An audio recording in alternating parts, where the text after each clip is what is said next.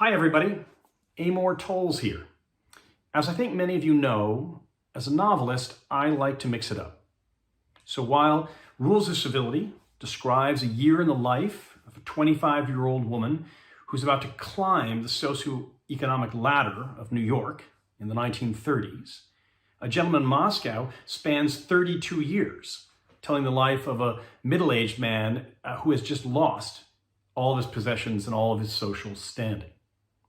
Now, with my new novel, The Lincoln Highway, I am going to mix it up again, in that this story follows three 18-year-old boys and an 8-year-old boy as they make their way from Nebraska to New York City in 1954, and the whole story lasts only 10 days. Now, why do I do this? Why do I mix it up in this fashion?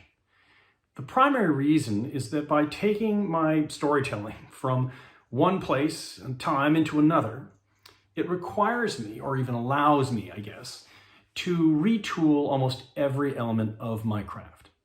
By making this shift, I have to retool the tone of my work, the language of my work, the style of my storytelling, the structure of my storytelling, and ultimately the poetics, so that when I tell this story, it is told in a way that is true to these characters in this place at this moment in time.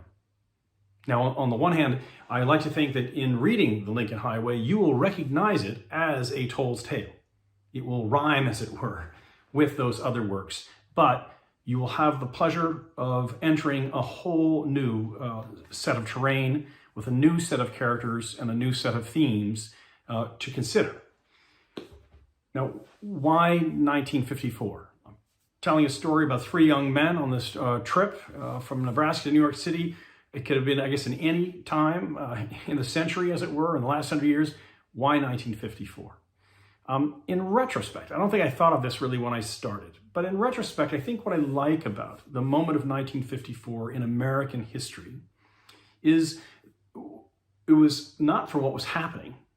It was for all that was about to happen. If you think about 1954, it's actually between the wars, as it were.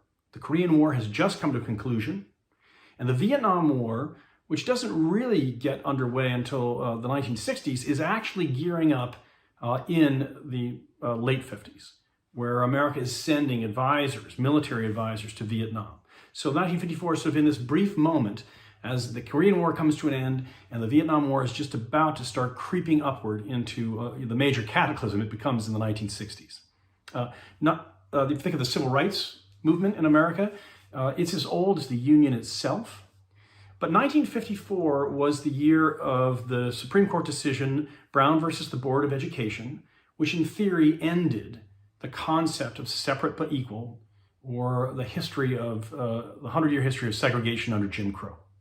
And from that moment, it launches the whole series of events that culminate in the 60s civil rights activity, whether it begins with Rosa Parks on the bus refusing to give up her seat, which leads to Martin Luther King's boycott, and followed by the lunch counter boycotts, by the Freedom Risers, ultimately by the March on Washington, and then, as I say, culminating in the mid-60s with the Civil Rights Act. But this is all to come after 1954. In 1954, the sexual revolution is about to begin.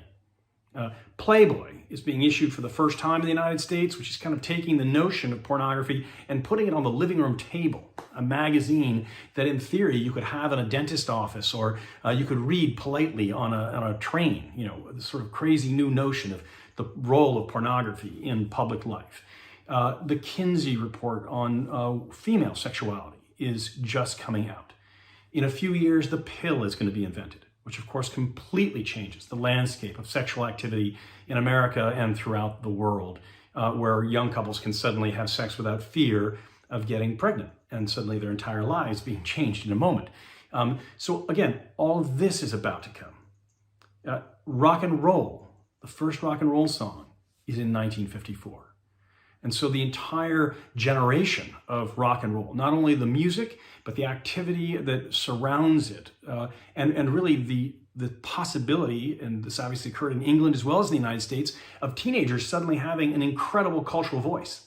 In the entire history of humanity, teenagers had never had their own medium with which to communicate with each other broadly.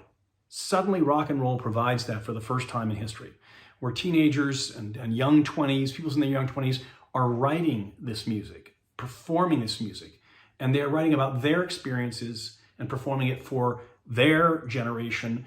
And that's one of the reasons why rock and roll immediately gets tied into the anti-war activity, the anti-disestablishmentarianism, that follows, and all those activities that defined the 1960s.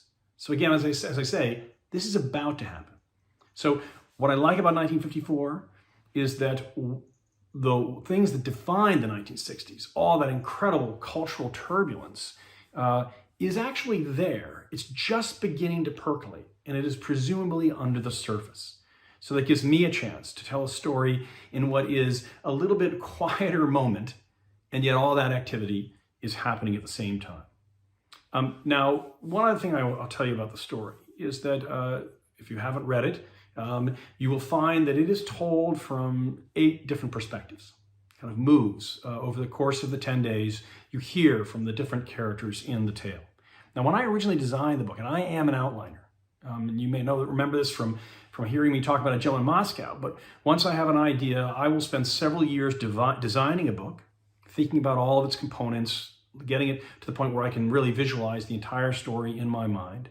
And then I will start to outline it in great detail. And that process takes at least a year, where ultimately I know every chapter, all of the key events, the settings, the characters and their backgrounds. That's all laid out for me before I start writing chapter 1. Now, inevitably, once I dig in, things start to change. The outline starts to evolve.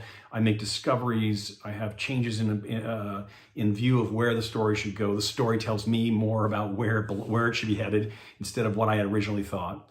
And in the case of the Lincoln Highway, the biggest example of this by far is that when I designed the story, it was going to be told from the perspectives of just 2 characters. Emmett, the young son of a farmer from Nebraska, and Duchess, who grew up in sort of a rougher set of circumstances in New York City as the child of a sort of actor con man, in essence. And it was going to go back and forth between these 2 characters as the 10 days unfolded. These 2 young men who have come to know each other through chance. And that's the way the story was going to be told. But once I got pretty deeply into the story, I found myself writing a particular section where I thought, you know what, this section really needs to be told from the perspective not of Duchess or of Emmett, but from the character Ulysses. And I wanted to tell a section from this suddenly from the perspective of a character named Pastor John. And that began to make me rethink the entire plan. And suddenly I thought, you know what, the character Sally deserves to be heard. The character Woolley deserves to be heard.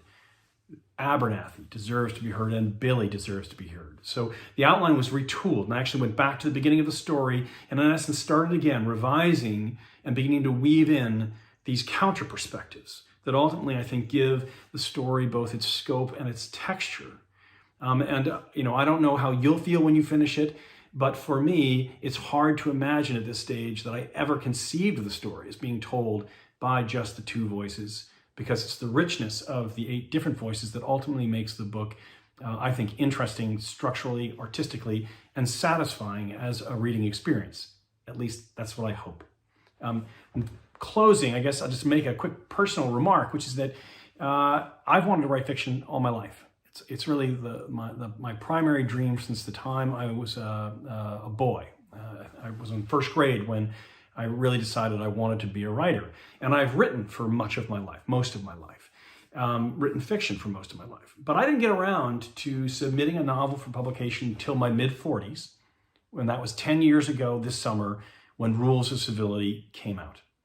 So in the second half of my life, as it were, I've had the extraordinary satisfaction and the luxury of being able to tell stories with the help of the publishing houses and the bookstores, and with people like you who've done it. So I owe you an expression of gratitude for helping, giving me the chance to have my dream come true. But finally, I'll just say that when you pick up the Lincoln Highway, if you pick up the Lincoln Highway, I hope you enjoy reading it as much as I enjoyed writing it. Thanks so much.